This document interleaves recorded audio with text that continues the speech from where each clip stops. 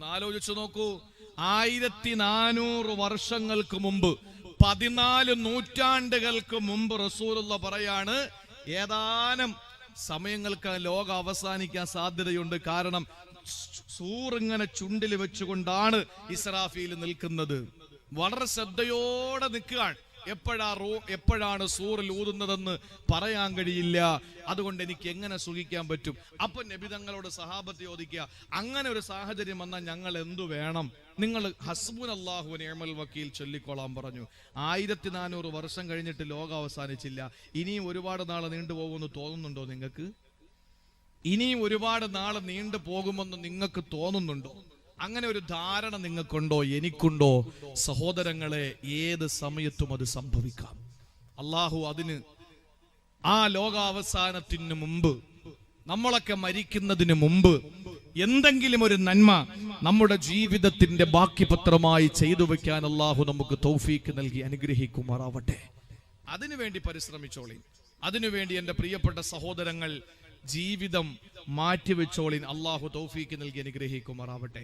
ഏത് പ്രതിസന്ധി ഉണ്ടെങ്കിലും ഓതേണ്ട ഒരു ദുആയാണ് നബി തങ്ങൾ പഠിപ്പിച്ചത്. ലോകാവസാനം എന്ന പ്രതിസന്ധിക്ക് അപ്പുറം ഏത് പ്രതിസന്ധിയാണുള്ളത്? ഇപ്പൊ നമ്മുടെ നാട്ടില്, കേരളത്തില് ഒരു ചെറിയ പ്രളയം ഉണ്ടായപ്പോ, ചെറുതെന്നല്ലാതെ പിന്നെന്താന്ന് പറയാ? ചെറുതെന്ന് പറഞ്ഞാൽ നന്നേ ചെറുത്, ഏറ്റവും ചെറിയ അതായത് ട്രയലിന് വേണ്ടിയിട്ട് മുല്ലപ്പെരിയാറും ഇടുക്കിയും അതുപോലെ ഉപഡാമുകളും ഒരു ചെറിയ ട്രയലിന് വേണ്ടിയിട്ട് ഇങ്ങനെ ഉയർത്തിയപ്പോഴേക്ക് സെക്കൻഡിൽ 20 ലക്ഷം ലിറ്റർ വെള്ളം ദിശ മാറി ഒഴുകി. ചെറിയ പരീക്ഷണം, ചെറുത്, വളരെ ചെറുത്. അത് വന്നപ്പോഴേക്ക് എൻ്റെ പ്രിയപ്പെട്ട സഹോദരങ്ങളെ, നമ്മളൊക്കെ എന്താ പറഞ്ഞത്? നിങ്ങൾ ആരെങ്കിലും കരുതി ഇതുപോലെ നമ്മൾ ഒരുമിച്ച് കൂടുമെന്ന്? ഉറപ്പിച്ചില്ലേ നമ്മളൊക്കെ ഇനി ഇങ്ങനെ ഒരു സംഗമം ഉണ്ടാവുകയില്ല, ഇനി നമുക്ക് പരസ്പരം ആരെയും കാണാൻ പറ്റില്ല? കാരണം 10-20 വർഷം വിദേശ രാജ്യത്ത് അറബിയുടെ വീട്ടിൽ അടിമവേല ചെയ്തിട്ട് ഉണ്ടാക്കിയ സമ്പാദ്യം മുഴുവനും നോക്കിക്കൊണ്ട് നിൽക്കുമ്പോ വെള്ളത്തിൽ ഒളിച്ചു പോകുന്നത് കണ്ടിട്ട് നെഞ്ച് പെടഞ്ഞ എത്ര ആളുകളാണ് തന്റെ കൂടപ്പറപ്പുകൾ വെള്ളത്തിൽ ഒലിച്ചു പോകുന്നത് കണ്ടിട്ട് നിറ കണ്ണുകളോടെ നോക്കി നിന്ന എത്ര ആളുകളാണ്. നിങ്ങൾ നോക്കി എൻ്റെ പ്രിയപ്പെട്ട സഹോദരങ്ങളെ, അള്ളാഹുവിന്റെ പരീക്ഷണം ചെറുതു വന്നു. ആ ചെറിയ പരീക്ഷണം വന്നപ്പോ നമ്മളൊക്കെ എല്ലാവരും എന്തായി? രാഷ്ട്രീയ വൈരാഗ്യങ്ങളും മാറ്റി, സംഘടനാ വൈവിധ്യങ്ങളും മാറ്റി, സംഘടനാ സങ്കുചിതത്വ മനോഭാവങ്ങളും മാറ്റി, എല്ലാവരും ഒറ്റക്കെട്ടായി. അല്ലേ? എല്ലാവരും ഒറ്റക്കെട്ടാണ്. എന്തൊരു സൗഹാർദ്ദമായിരുന്നു. ആർക്കും കൊടി പൊക്കണ്ട, ആർക്കും പോസ്റ്റർ കാണിക്കണ്ട, ആർക്കും ഫ്ലക്സ് ഉയർത്തണ്ട, ഒന്നും വേണ്ട. ഒരുമിച്ച് കറുത്തവനും വെളുത്തവനും, ഹിന്ദുവും മുസൽമാനും ക്രിസ്ത്യാനിയും, ഏത് പാർട്ടിക്കാരനും ഏത് സംഘടനക്കാരനും എല്ലാവരും ഒരുമിച്ച് ഒരു തളികയിലേക്ക് കൈയിട്ട് വാരി കഴിക്കുകയാണ്. അള്ളാഹുവിന്റെ ഒരു ചെറിയ പരീക്ഷണം വന്നപ്പോ എൻ്റെ സഹോദരങ്ങളെ, ലോക അവസാനം എന്ന് പറയുന്നത് അതുപോലെയാണോ?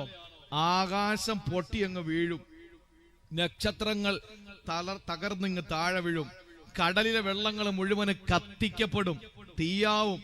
ഈ പർവ്വതങ്ങളൊക്കെ അപ്പുപ്പൻ താടി പോലെ പാറിപ്പറന്ന് നടക്കും. ഇതാണ് ലോകാവസാനത്തിന്റെ അടയാളങ്ങൾ. നിങ്ങളൊന്ന് ആലോചിച്ച് നോക്കൂ. ആ സമയത്ത് ഭൂമി കിടുകിടാ വിറപ്പിക്കപ്പെടും. അന്ന് ഇതിനകത്തുള്ളത് സർവ്വതും പുറന്തള്ളപ്പെടും. ആളുകൾ നോക്കുമ്പോൾ സ്വർണത്തിന്റെ കൂമ്പാരമാകുമെന്ന് നബി മുഹമ്മദ് മുസ്തഫ. ഈ ഭൂമിയുടെ അടിത്തട്ടിൽ മുഴുവനും സ്വർണത്തിന്റെ കനികളാണ്. അത് മുഴുവനും പുറന്തള്ളിയിട്ട് നമ്മുടെ പള്ളിയുടെയും വീട്ടിന്റെയും മുമ്പിലൊക്കെ ഇങ്ങനെ കുന്നുകൂടി സ്വർണത്തിന്റെ വലിയ വലിയ കട്ടികൾ കിടക്കുകയാ. അത് കണ്ടിട്ട് നമ്മൾ പറയും, ഇതിനു വേണ്ടിയിട്ടല്ലേ നമ്മൾ തമ്മി തല്ലിയത്, ഇതിനു വേണ്ടിയിട്ടല്ലേ ഞാൻ എൻ്റെ ഭാര്യയെ കൊണ്ടുവന്നങ്ങ് ആക്കിയത്, ഇതിനു വേണ്ടിയിട്ടല്ലേ ഞാൻ ഒരുത്തനെ കൊന്നത്, ഇതിനു വേണ്ടിയിട്ടല്ലേ ഞാൻ മറ്റുള്ളവനോടൊക്കെ ഷൗട്ട് ചെയ്തത്. ഇപ്പൊ ഇതാർക്കും വേണ്ട. എന്തൊരു കാര്യമാണ്. കാലൽ ഇൻസാനു മാലഹ, എന്തുപറ്റി എന്ന് പറയുന്ന ആ ലോകാവസാനം അല്ലാതെ ഏതാണ് ഏറ്റവും വലിയ പ്രതിസന്ധി? ഒന്നുമല്ല. അപ്പൊ നമ്മൾ പറയേണ്ട ദിക്ർ ഏതാ? ലാ ഹൗല വലാ ഖുവത ഇല്ലാ ബില്ലാഹിൽ അലിയിൽ അലീം, ഹസ്ബുനല്ലാഹു വ നിഅമൽ വക്കീൽ. നബി തങ്ങൾ പറഞ്ഞു, ഖൂലു ഹസ്ബുനല്ലാഹു വ നിഅമൽ വക്കീൽ. അല്ലാഹു നമുക്ക് ജീവിതത്തിൽ സൂക്ഷ്മത പാലിക്കാനുള്ള തൗഫീഖ് അല്ലാഹു നൽകി അനുഗ്രഹിക്കുമാറാവട്ടെ. സഹോദരങ്ങളെ, വളരെ സെക്കൻഡുകൾ കൊണ്ട് ലോകം അവസാനിക്കുമെന്ന് പറയുമ്പോൾ ചില അടയാളങ്ങൾ വരാതെ ലോകം അവസാനിക്കില്ല എന്ന് നബി മുഹമ്മദ് മുസ്തഫ. ഉറക്കം വരുന്നില്ലല്ലോ, സമയമായില്ലല്ലോ. എന്താ ഇടയ്ക്കിടയ്ക്ക് പോകുന്നുണ്ട് പ്രശ്നം?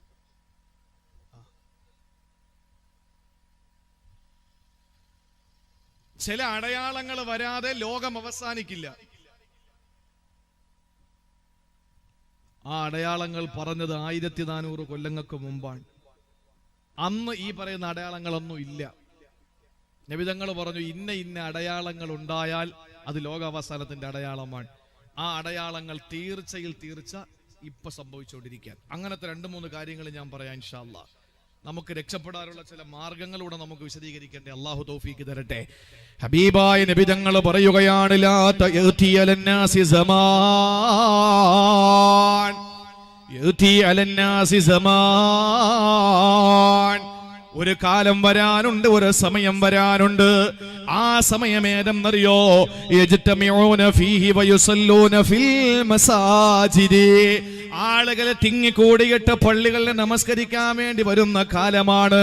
ആളുകൾ പരസ്പരം ഒരുമിച്ച് കൂട്ടുന്നതാണ്. ആളുകൾ പരസ്പരം ഒരുമിച്ച് കൂടുന്നതാണ്. ഹബീബായ നബി തങ്ങൾ പറയുകയാണ്, യജ്തമിഊന ഫീ. ആളുകൾ എല്ലാവരും സംഗമിക്കുന്നതാ, എല്ലാവരും ഒരുമിച്ച് കൂടുന്നതാണ്. എന്നിട്ടോ വയുസല്ലൂന ഫിൽ മസാജിദി. അല്ലാഹുവിന്റെ പള്ളികളിൽ നമസ്കാരം നടക്കുന്നതാണ്. അല്ലാഹുവിന്റെ പള്ളികളിൽ പോയി നിസ്കരിക്കുന്നതാണ്. സഹോദരങ്ങളെ, ശ്രദ്ധയോടെ ഈ ഹദീസ് നിങ്ങളൊന്ന് കേൾക്കണേ. അബ്ദുല്ലാഹി ഇബ്നു ഉമർ റളിയല്ലാഹു അൻഹു റിപ്പോർട്ട് ചെയ്യുന്ന ഹദീസാ. ആദരവായ പ്രവാചകൻ നബി സല്ലല്ലാഹു അലൈഹി വസല്ലമ തങ്ങൾ പറയുകയാ, ഈ പറയുന്ന സംഭവം നമ്മുടെ മഹല്ലിലില്ലേ, നമ്മുടെ നാട്ടിലില്ലേ, നമ്മുടെ നാടുകളിലില്ലേ? സഹോദരങ്ങളെ, ലോകം അവസാനമായി അന്ന് നമുക്ക് മനസ്സിലാക്കിക്കൂടെ? ഇനി എന്തിനാണൊരു വൈകൽ?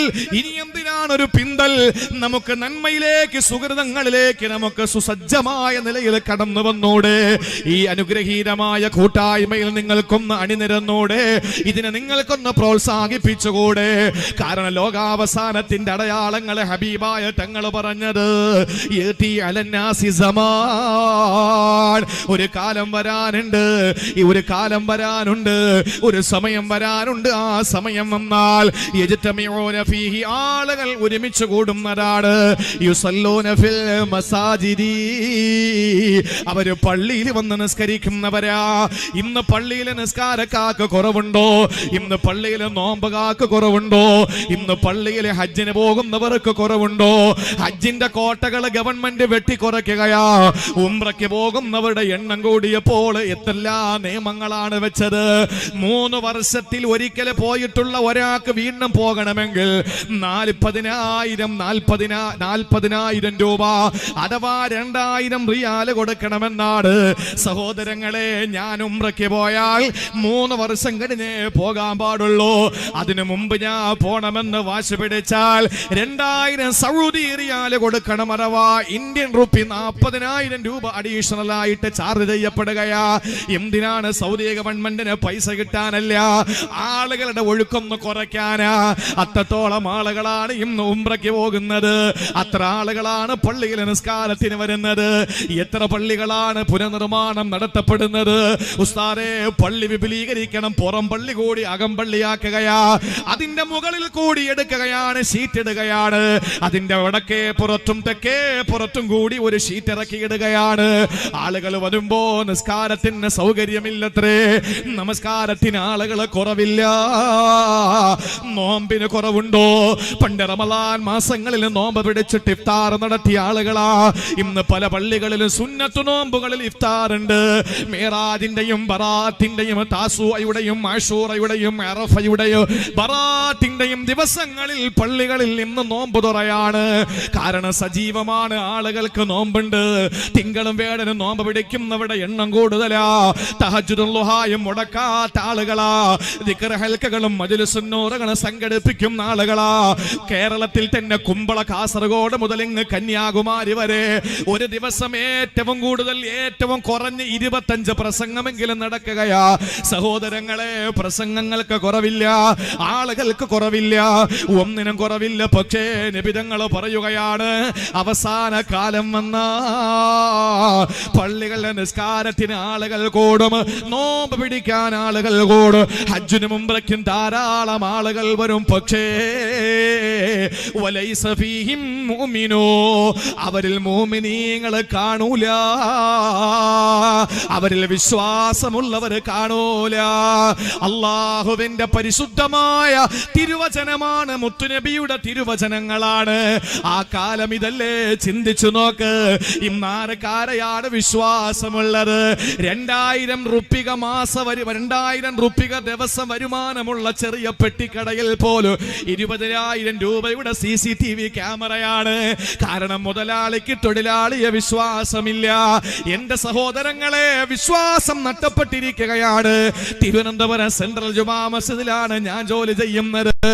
ആ പള്ളിയിൽ മാത്രം 37 ക്യാമറയാണ്. എന്റെ സഹോദരങ്ങളെ, എവിടെയും അങ്ങനെ തന്നെ. ആർക്കും ആരെയും വിശ്വാസമില്ലാത്ത കാലമാണ് ഇന്ന്. പള്ളിയിൽ ആളുകൾ വരുന്നതിന് കുറവുണ്ടോ? ആളുകൾ നോമ്പ് പിടിക്കുന്നതിന് കുറവുണ്ടോ? പക്ഷേ വിശ്വാസം അവരുടെ ഹൃദയത്തിലില്ല. ഈമാനില്ലാത്ത കൗമാണി എന്ന് പഠിപ്പിച്ചതാരാ? ഇന്നേവരെ കള്ളം പറഞ്ഞിട്ടില്ലാത്ത ആമിനാടെ പൊന്നുമോ നബി മുഹമ്മദ് മുസ്തഫ. സഹോദരങ്ങളെ, ഈമാനിന്റെ കുറവിന്റെ ഏറ്റവും വലിയ പ്രകടമായ തെളിവെന്തെന്നറിയോ? ഈമാനില്ലാത്തതിന്റെ ഏറ്റവും വലിയ തെളിവാണ് നിസ്സാര പ്രശ്നങ്ങൾ മതി അവര് തമ്മിൽ ഉടക്കി തമ്മിൽ അകന്നു പോകുന്നു. മനുഷ്യൻ തമ്മിൽ അകന്നുകൊണ്ടിരിക്കുന്നു. ഈമാനിന്റെ കുറവാണ്. അള്ളാഹു നമുക്ക് ഈമാൻ നൽകട്ടെ. ഈമാൻ ഉണ്ടാകാൻ ഒരു ചെറിയ വഴി ഞാൻ പറഞ്ഞു തരാം.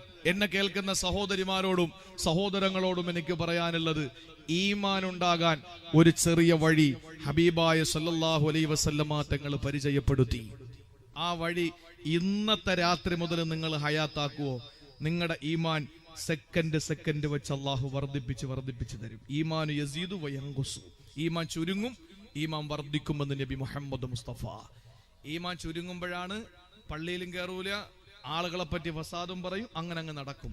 ഈമാൻ കൂടുമ്പോഴാണ് ഒരു വെള്ളക്കുപ്പായൊക്കെ ഇട്ട് പിന്നെ പള്ളി നമ്മുടെ കയ്യിലായി, പിന്നെ എപ്പോഴും പള്ളിയിലാണ്, നമ്മൾ എപ്പോഴും ഉള്ളത്. ഈമാൻ നന്നേ കുറഞ്ഞു പോകുമ്പോ നമ്മൾ പള്ളിയിൽ നിന്ന് പുറത്തു ചാടും. ഇതാണ് നമ്മുടെ സ്വഭാവം. ആരെയും കുറ്റപ്പെടുത്തിയിട്ട് കാര്യമില്ല. കൽബിലാണ് ഈമാനുള്ളത്. കൽബ് എന്ന് പറഞ്ഞാൽ മാറി മറിയുക എന്നാണ്, ചെരിയുക എന്നാണ് കൽബിന്റെ അർത്ഥം, അല്ലേ? ഇപ്പൊ ഇങ്ങനെയാണെങ്കിൽ നാളെ എങ്ങനെയായിരിക്കും. അപ്പൊ ഇതാണ് കൽബ്, അവിടെയാണ് ഈമാൻ ഉള്ളത്. ഈമാൻ ചുരുങ്ങും, വർദ്ധിക്കും. അള്ളാഹുവിന്റെ റസൂൽ സല്ലല്ലാഹു അലൈഹി വസല്ലം തങ്ങൾ പഠിപ്പിക്കാൻ എപ്പോഴാണോ ചുരുങ്ങിക്കോട്ടെ, പക്ഷെ മരിക്കുന്ന സമയത്ത് അതിന്റെ ഫുൾ പവർ അള്ളാഹു നമുക്ക് നൽകി അനുഗ്രഹിക്കുമാറാവട്ടെ. ഈമാനില്ലാത്ത വിഭാഗമാണ് നിസ്കാരത്തിന് തിങ്ങിക്കൂടുന്നതെന്ന് നിബിധങ്ങൾ പഠിപ്പിച്ചു. അതിന്റെ ഏറ്റവും വലിയ തെളിവാണിത്. അത് ഞാൻ ഈമാൻ ഉണ്ടാകാൻ കാര്യം പറയാം. അത് പറയുമ്പോൾ മനസ്സിലാവും ഇന്ന് നമ്മുടെ ഇടയിൽ ഇത് വളരെ കുറവാണ്. അതുകൊണ്ട് തന്നെ നമ്മൾ അകന്നുകൊണ്ടിരിക്കുകയാണ്. ഒരു ചെറിയ വഴി, ഒരു ചെറിയ തന്ത്രം, സൂത്രം, അത് നിങ്ങൾക്ക് ഇൻഷാ അല്ലാഹ് ഞാനൊന്ന് പറയാൻ. അത് ഇന്ന് മുതൽ നിങ്ങൾ ചെയ്താൽ അള്ളാഹുവിനെ സാക്ഷിയാക്കി പറയുന്നു, നമ്മുടെ ഈമാൻ ഇങ്ങനെ വർദ്ധിച്ചു കൊണ്ടിരിക്കും. നമുക്ക് ഈ ലോകാവസാനത്തിന്റെ അടയാളമായി നബി തങ്ങൾ പറഞ്ഞ വിഭാഗത്തിലായി നമ്മൾ പെടില്ല. അള്ളാഹു കാത്തുരക്ഷിക്കട്ടെ. എന്താ നബി തങ്ങൾ പറഞ്ഞത്? ലാ തദ്ഖുലുൽ ജന്ന ഹത്താ തുഅ്മിനൂ, നിങ്ങൾ വിശ്വാസികളാകുന്നത് വരെ സ്വർഗത്തിൽ കടക്കൂല. നിങ്ങൾ ഈമാനുള്ളവരാകുന്നത് വരെ നിങ്ങൾക്ക് സ്വർഗം ലഭിക്കില്ല. ഈമാനുള്ളവരാകുന്നത് വരെ, നിങ്ങൾ വിശ്വാസികളാകുന്നത് വരെ നിങ്ങൾക്ക് അല്ലാഹുവിന്റെ സുഖലോലുപ സ്വർഗമില്ല.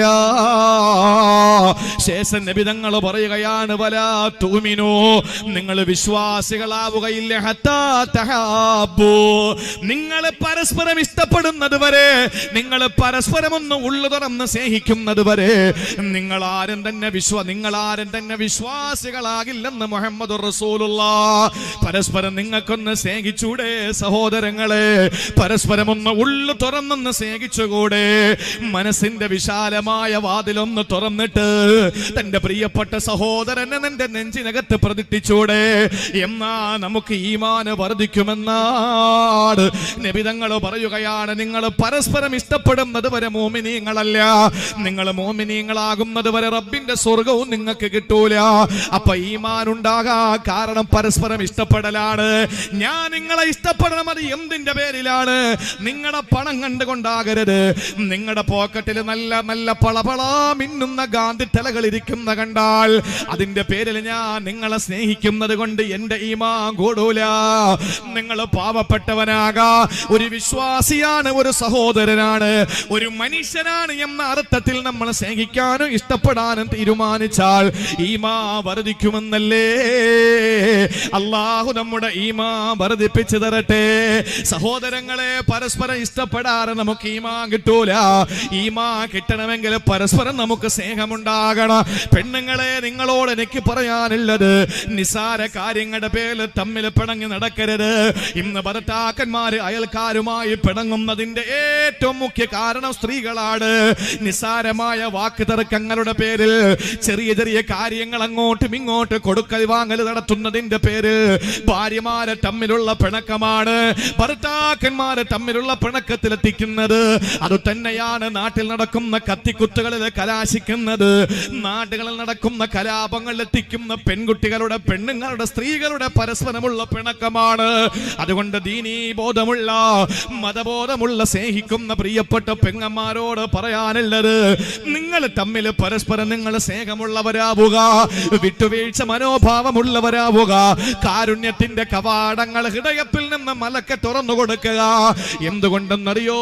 നിങ്ങൾ പരസ്പരം ഇഷ്ടപ്പെട്ടാലേ ഈമാൻ കിട്ടുകയുള്ളൂ. സഹോദരങ്ങളെ, പരസ്പരം ഇഷ്ടപ്പെടാനും ഒരു വഴിയുണ്ട്. എന്താണെന്നറിയോ? ഈ പറയുന്ന കാര്യം ഇന്നു മുതൽ നിങ്ങൾ ചെയ്താൽ നിങ്ങൾക്ക് അറിയാതെ, നിങ്ങൾ അറിയാതെ പരസ്പരം നിങ്ങൾ ഇഷ്ടപ്പെടുമെന്നാണ് ആദരവായ റസൂലുള്ള പറയുകയാ.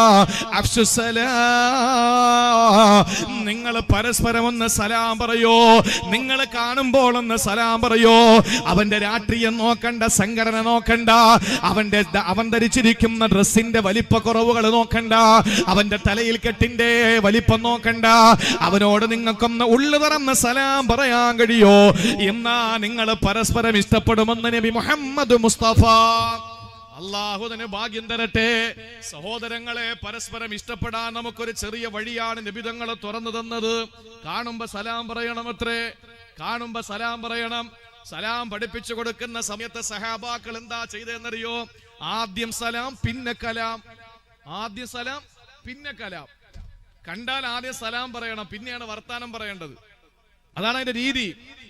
അപ്പൊ സലാം പറയുമ്പോ കാണുമ്പോഴാണ് സലാം പറയേണ്ടത്. ഇത് പഠിച്ച സഹാബാക്കൾ എന്താ ചെയ്തെന്നറിയോ? മതിലുകളിലും മരത്തിന്റെ മരങ്ങളിലും അതുപോലെ തന്നെ പാറകളിലും സഹാബാക്കൾ ഒളിച്ചിരിക്കും. ഇപ്പൊ ഈ ബോക്സിന്റെ പിന്നിൽ വന്നിട്ട് നേരെ അങ്ങോട്ട് ഇറങ്ങിയിട്ട് സലാം പറയും. കാണുമ്പോഴാണല്ലോ സലാം പറയേണ്ടത്. എന്നിട്ട് വീണ്ടും ഇപ്പുറത്തൂടെ ഇവിടെ വരും. എന്നിട്ട് വീണ്ടും അങ്ങോട്ട് ഇറങ്ങിയിട്ട് സലാം പറയും. കൂടുതൽ കൂലി കിട്ടാനും അവർക്ക് പരസ്പരം കൂടുതൽ ഇഷ്ടപ്പെടാനും. ഇന്ന് നമ്മൾ ഇതേപോലെ ഒളിച്ചു നിൽക്കും, മരത്തിന്റെ ചുവട്ടിലും അതുപോലെ മതിൽക്കെട്ടിന്റെ ഉള്ളിലും. എന്തിനാണെന്നറിയോ? വരുന്നത് ഞങ്ങളിൽപ്പെട്ടവനല്ല, അതുകൊണ്ട് അവന്റെ സലാം പറയാതിരിക്കാൻ വേണ്ടിയാ. അത് ലോകാവസാനത്തിന്റെ ഏറ്റവും വലിയ അടയാളമല്ലേ സഹോദരങ്ങളെ? ഉള്ളു തുറന്നൊന്ന് സലാം പറയാൻ നമുക്ക് എന്താ മടി? ഞാൻ ചോദിക്കട്ടെ, സലാം പറയുന്നതിന് അള്ളാഹു വെച്ചിരിക്കുന്ന കൂലി 100 എണ്ണമാണ്. എത്ര റഹ്മത്താ, എത്ര കൂലിയാണ്? 100 കൂലിയാണ്. സഹോദരങ്ങളെ, ലോകം അവസാനിക്കുന്നത് എപ്പോഴെന്ന് പറയാൻ കഴിയില്ല. പക്ഷേ ആദരവായ പ്രവാചകന് സ്വഹാബത്തിനോട് വിവരിക്കുകയാണ്.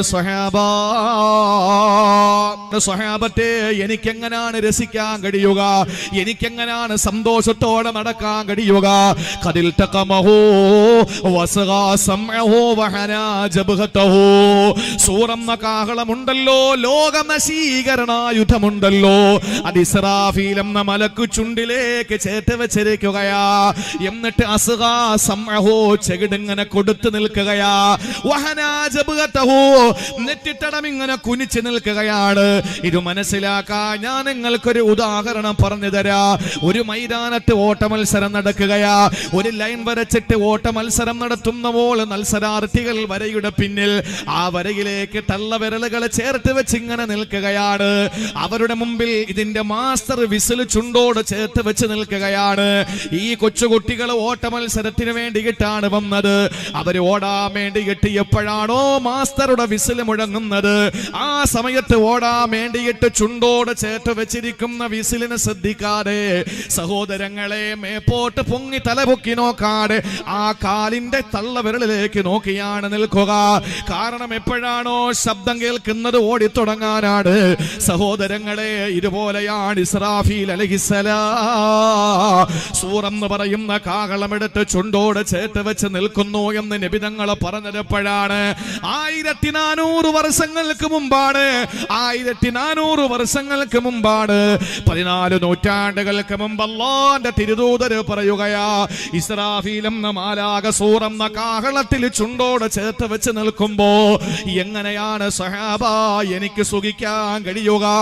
എങ്ങനെയാണ് സഹാബ എനിക്ക് രസിക്കാൻ കഴിയുക? ഇത് കേൾക്കുമ്പോ നിങ്ങൾ ആരും ചിന്തിക്കണ്ട സഹാബത്ത് സുഖിച്ചവരാണെന്ന്. ഇല്ല പെങ്ങളെ, സഹാബത്തിന് എന്ത് സുഖമാണ് ഉണ്ടായിരുന്നത്? ഒരൊറ്റ ചെറിയ സംഭവം ഞാൻ നിങ്ങളോട് പറഞ്ഞു തരട്ടെയോ? നിങ്ങൾക്കറിയുമോ, രാജ്യത്തിന്റെ ഭരണാധികാരികൾ പോലും, ഈ രാജ്യത്തിന്റെ രാഷ്ട്രപിതാവ് പോലും, മഹാത്മജി പോലും പറഞ്ഞത് ഇന്ത്യ രാജ്യത്ത് ആരുടെ ഭരണം വേണമെന്നാ? ആരുടെ ഭരണം വേണമെന്നാ? ഉമറുൽ ഫാറൂഖിന്റെ ഭരണം ഈ രാജ്യത്ത് വേണമെന്നാ പറഞ്ഞത്. എന്താണത് പറയാനുള്ള കാരണം എന്തറിയോ? 10 കോടി രൂപയുടെ 10 ലക്ഷം രൂപയുടെ കോട്ടിട്ടത് കൊണ്ടല്ല, നല്ല വില കൂടിയ പെണ്ണ് കുത്തിയത് കൊണ്ടല്ല, കണ്ണടക്കി എത്രയോ ലക്ഷക്കണക്കിന് രൂപയുടെ വിലയുള്ളത് കൊണ്ടല്ല. സഹോദരങ്ങളെ, ഉമർ റളിയല്ലാഹു അൻഹു മദീന ഭരണാധികാരിയായി ചാർജ് എടുക്കുന്ന ദിവസം, മദീനത്തിന്റെ ഭരണാധിപനായി ചാർജ് എടുക്കുന്ന ദിവസത്തിൽ ഉമറുൽ ഫാറൂഖ് റളിയല്ലാഹു തആല അൻഹുവിനെ മദീനത്തെ പള്ളിയിൽ കാണുന്നില്ല. ഒന്ന് ശ്രദ്ധയോടെ കേൾക്കണേ ചെറുപ്പക്കാരാ, എന്റെ ആഡംബരത്തോടെ ഞാനും നിങ്ങളും നടക്കുമ്പോ നിങ്ങളെക്കാൾ ആഡംബരമാണ് എനിക്കെന്ന് പറയുന്നതിൽ എനിക്ക് നാണമില്ല. കാരണം എന്റെ സഹോദരങ്ങളെ പറയുന്നതിൽ എനിക്ക് യാതൊരു പ്രശ്നവുമില്ല. എന്റെയും നിങ്ങളുടെയും ആഡംബര ജീവിതം തന്നെയാണ്. മുൻഗാമികളെ തട്ടിച്ച് നോക്കുമ്പോ നമ്മളെന്ത് സുഖലോലുപരാണ്, സുഖലോലുപരാണ്. മഹാനായ ഉമറുൽ ഫാറൂഖ് തങ്ങളെ ഭരണാധികാരം ഏറ്റെടുക്കാൻ വരുന്നത് വൈകിയാണ്. മദീന പള്ളി നിബിഡമാണ്, എല്ലാവരും നിരനിരിക്കുകയാണ്. ആ സമയത്ത് ഉമർ തങ്ങളെ കാണുന്നില്ല. സാധാരണ റസൂലുള്ള വരുന്ന സമയം കഴിഞ്ഞു, അബൂബക്കർ സിദ്ദീഖ് വന്നിരുന്ന സമയവും കഴിഞ്ഞു. ഉമർ റളിയല്ലാഹു അൻഹുവിനെ കാണാനില്ല. കുറെ സമയം കഴിഞ്ഞപ്പോൾ ഓടിക്കിതച്ച് വരികയാ. ഓടി ഓടി കിതച്ച് വിയർത്തൊലിച്ചിട്ട് ഉമർ തങ്ങൾ മദീനത്തെ പള്ളിയിൽ ഓടി കയറുകയാ. എല്ലാവരും ശ്രദ്ധയോടെ കാത്തിരിക്കുന്നു എന്താ സംഭവിച്ചത്. മിമ്പറിലോട്ട് കയറുന്നതിന് മുമ്പ് മദീനയുടെ ഭരണാധികാരിയായി അവരോധിതനാകുന്ന ഉമർ റളിയല്ലാഹു തആല അൻഹു അവിടെ നിന്നൊരു കാര്യം പറയുകയാ. മക്കളെ, ഞാൻ താമസിച്ചതിന്റെ കാര്യം അറിയണ്ടേ? എന്നിട്ട് ഞാൻ നയപ്രഖ്യാപന പ്രസംഗം നടത്താ. ഞാൻ വൈകിയതിന്റെ കാരണം നിങ്ങളോട് പറഞ്ഞിട്ട് വേണം എനിക്ക് മിമ്പറിൽ കയറി നയപ്രഖ്യാപനം നടത്താൻ. അങ്ങനെ ആളുകളെ ശ്രദ്ധയോടെ കാത്തിരിക്കുമ്പോൾ ഉമറുൽ ഫാറൂഖ് തങ്ങൾ വൈകിയതിന്റെ കാരണം പറയുകയാ. എന്താ വൈകിയതെന്ന് അറിയോ? ഉമർ തങ്ങൾ പറയുന്നു, സഹാബാ, ഇന്നത്തെ ദിവസം ഉമറിന്റെ ജീവിതത്തിന് നിർണായക ദിവസമാണ്. ഇന്നത്തെ ദിവസം അല്ലാഹു അനുഗ്രഹിച്ച ദിവസമാണ്. മദീനയുടെ ഭരണസാരഥ്യം ഞാൻ ഏറ്റെടുക്കുന്ന ദിവസമാ. ഒരു ആത്മീയ സാമ്രാജ്യത്തിന്റെയും 2 ഭൗതിക സാമ്രാജ്യത്തിന്റെയും അധിപനായി ഞാൻ അവരോധിതനാവുകയാ. ഇന്നത്തെ ദിവസം ഞാൻ ധരിക്കുന്ന ഏറ്റവും നല്ല വസ്ത്രമാകണ്ടേ സഹാബ? ഇന്ന് ഞാൻ ഏറ്റവും നല്ല വസ്ത്രമല്ലേ ഇടേണ്ടത്? ഏറ്റവും നല്ല കുപ്പായമല്ലേ ധരിക്കേണ്ടത്? ഏറ്റവും നല്ല കന്തൂറയല്ലേ ധരിക്കേണ്ടത്? ഏറ്റവും നല്ല ജുബ്ബയല്ലേ ധരിക്കേണ്ടത്? സഹാബാക്കൾ സമ്മതിച്ചു. ഉമർ തങ്ങൾ പറയുന്നു, സഹാബത്തെ, ഞാൻ ഇന്നലെ രാത്രി നോക്കുമ്പോ ആ ഏറ്റവും നല്ല ജുബ്ബ കന്തൂറ അഴുക്ക് പിടിച്ച് കിടക്കുകയാ. അത് ഞാൻ എടുത്ത് കഴുകി സഹാബ. പിറ്റേന്ന് നേരം വെളുത്ത് ഞാൻ ഉണങ്ങാൻ വിരിച്ചു സഹാബ. ഒന്ന് ഉണങ്ങിക്കിട്ടണ്ടേ, ഒന്ന് ഉണങ്ങിക്കിട്ടണ്ടേ, എന്നിട്ട് വേണം നിങ്ങളുടെ മുമ്പിലെത്താൻ. ഉണങ്ങിയത് പകുതിയാണ്. ഞാൻ എടുത്തിട്ട് കൊണ്ടുവന്ന് ഇനിയും നിന്നാ വൈകി പോകുമെന്ന് പേടിച്ചുകൊണ്ട് സഹാബത്തിന്റെ കാര്യം മനസ്സിലായി. സഹാബത്തിന് കാര്യം മനസ്സിലായി. നോക്കുമ്പോൾ മദീന പള്ളിയുടെ മിമ്പറിലേക്ക് ഉമർ തങ്ങൾ നയപ്രഖ്യാപനത്തിന് കയറുകയാ. ആ സമയത്ത് മദീന പള്ളിക്കകത്തൊരു കൂട്ടക്കരച്ചിൽ നടക്കുന്നു. എന്താ കാര്യമെന്നറിയോ? കൂട്ടക്കരച്ചിലാണ്. സ്വഹാബാക്കൾ ഒരുമിച്ചിരുന്ന് പൊട്ടിക്കരയുകയാ. മദീന പള്ളി ഇതുപോലൊരു കരച്ചിലിന് രണ്ട് സമയത്താണ് സാക്ഷ്യം വഹിച്ചത്.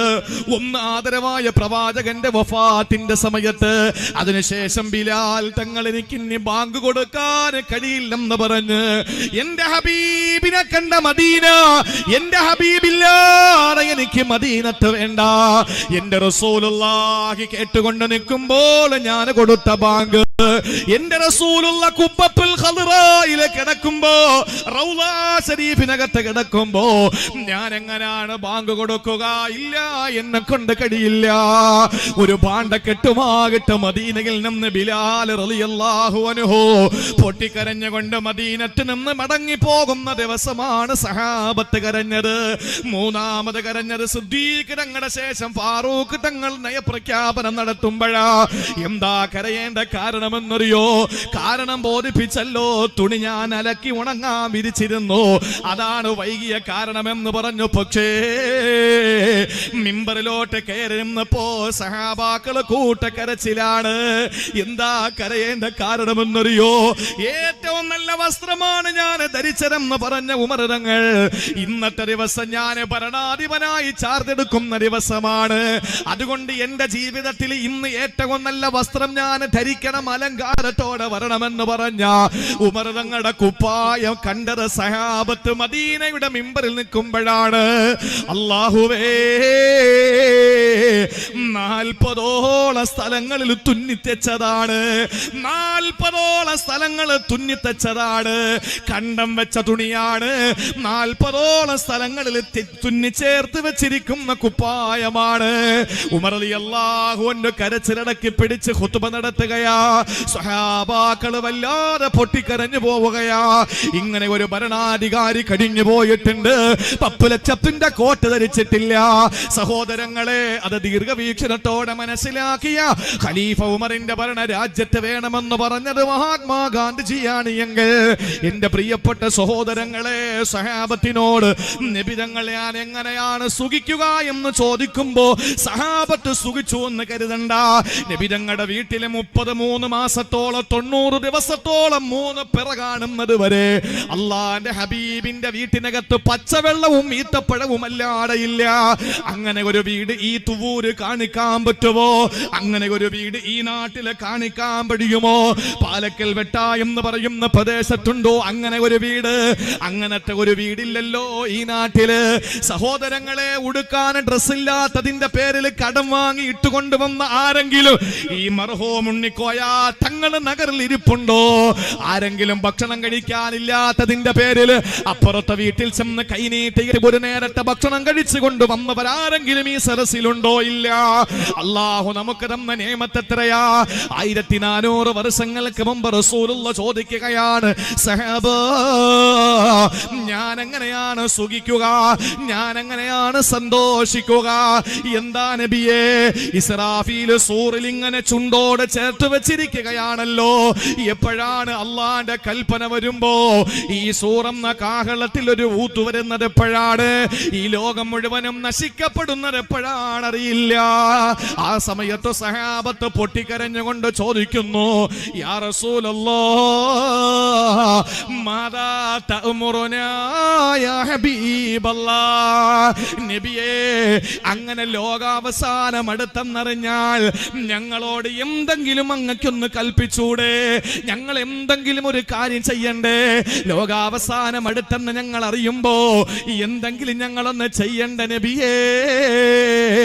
ആ സമയത്ത് അല്ലാഹുവിന്റെ റസൂൽ പറയുകയാണ്, ഖൂലൂ ഹസ്ബുനല്ലാഹു വനിഅമൽ വകീൽ. എന്നെ കേൾക്കാൻ വേണ്ടി വന്ന സഹോദരങ്ങളെ, എന്റെയും നിങ്ങളുടെയും ചുണ്ടുകൾ ചലിക്കേണ്ടത് ഇതുകൊണ്ടാണ്. ഹസ്ബുനല്ലാഹു വനിഅമൽ വകീൽ, ഹസ്ബുനല്ലാഹു വനിഅമൽ വകീൽ.